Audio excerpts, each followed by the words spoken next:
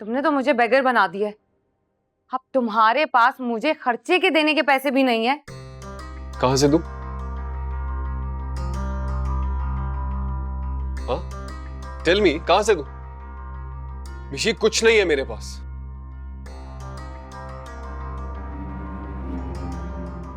Business तबाह हो चुका है, सेविंग्स खत्म हो गई, कोई और सोर्स ऑफ इनकम है नहीं। ले दे के एक ऑफिस बचा है, वो भी बैंक के कब्जे में जाने वाला है। तो ये मेरा मसला नहीं है।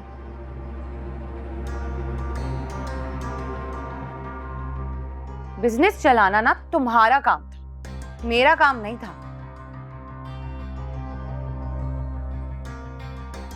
सब कुछ था तुम्हारे पास, पैसे भी थे, क्लाइंट भी आ गया। अब बिजनेस चलाने के तुम्हारे अंदर गट्स नहीं है तो मैं क्या कर सकती? कंपनी डिफॉल्ट कर गई है, बैंकरप्सी डिक्लेयर करके भाग गए हैं वो लोग। अपना सारा पैसा उनके ऑर्डर कंप्लीट करने में लगा दिया था मैंने। अब नहीं है मेरे पास, अब कहां कहां ढूंढूं उनको, मैं किससे पैसे मांगू यार?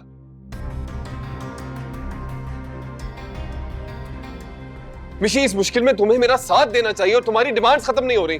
जितना साथ देना था ना आलमीर, मैं दे चुकी।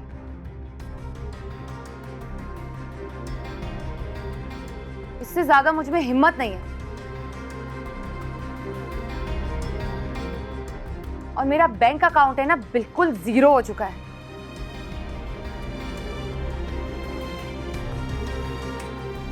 इससे ज्यादा मैं कुछ नहीं कर सकती। ज्वेलरी है तुम्हारे पास लॉकर में,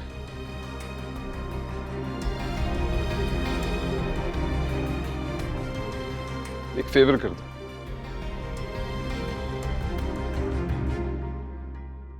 वो बेच के बैंक का कर्जा भी अदा हो जाएगा और बिजनेस वापस ट्रैक पर आ जाएगा।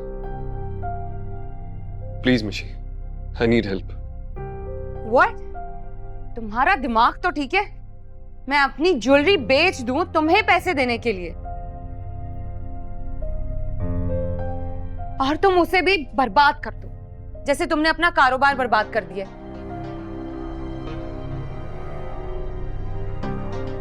ऐसा कुछ नहीं हो रहा है। I cannot do anything for you anymore.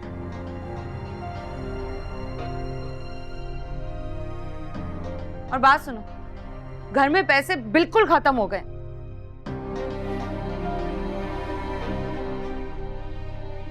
मैंने आज तो गुजारा कर लिया, कल मुझे 10 लाख चाहिए चाहिए।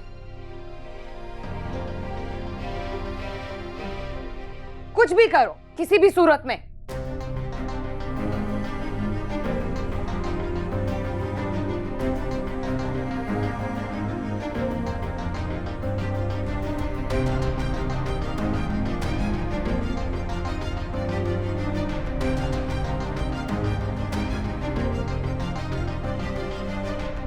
दिमाग खराब हो गया इसका।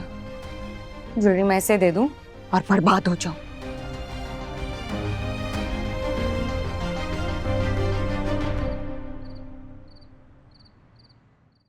महविश, बस बेटा बहुत हो गई नौकरी, अब तुम्हें रिजाइन कर देना चाहिए।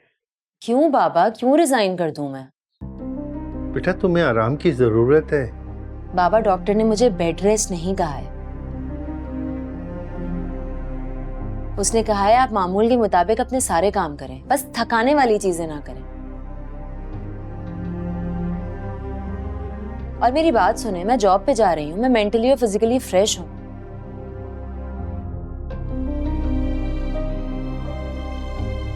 गाड़ी में बैठ के जाती हूँ, गाड़ी में बैठ के आती हूँ, वहां भी पूरा दिन बैठी रहती हूँ, तो इसमें थकना तो कुछ भी नहीं है।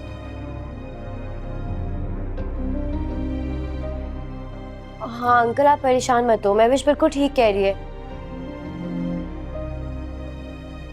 डॉक्टर ने सिर्फ ये कहा है कि इसे अपनी डाइट को थोड़ा बेहतर करने की जरूरत है ताकि थोड़ा और अच्छा और हेल्दी फील करे। मुझे लगता है कि अगर ये थोड़ा और हेल्दी खाना खाएगी, थोड़ी देर बाहर गुजारेगी फ्रेश एयर में, तो ये बिल्कुल ठीक हो जाएगी। बेटा प्लीज मेरी बात मान लो।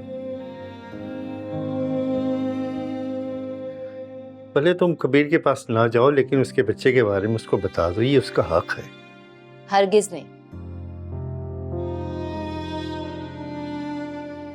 अगर अभी उन्हें बताया ना तो वो इस बच्चे की खातिर किसी भी तरह मुझसे सुलह करने की कोशिश करेंगे।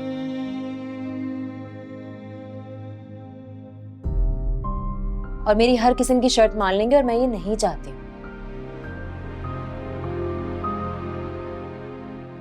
मैं चाहती हूँ कि जब वक्त हकीकत उनके सामने लाए, उनकी बदगुमानी की पट्टी उतरे और उनको रियलाइज हो कि उन्होंने क्या किया, वो तब मेरे पास है। ना ही मैं उनसे राब्ता करूंगी और ना ही आप।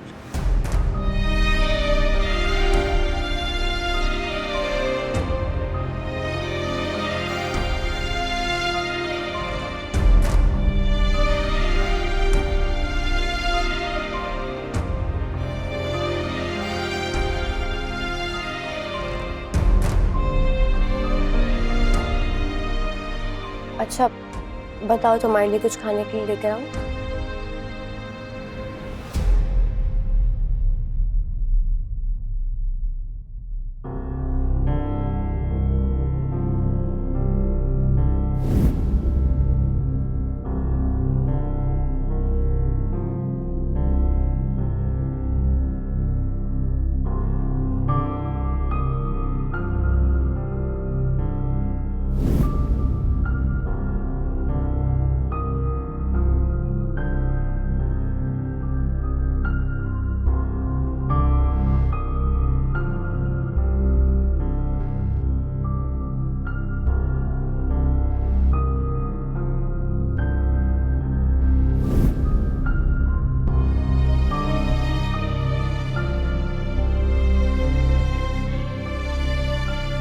हेलो।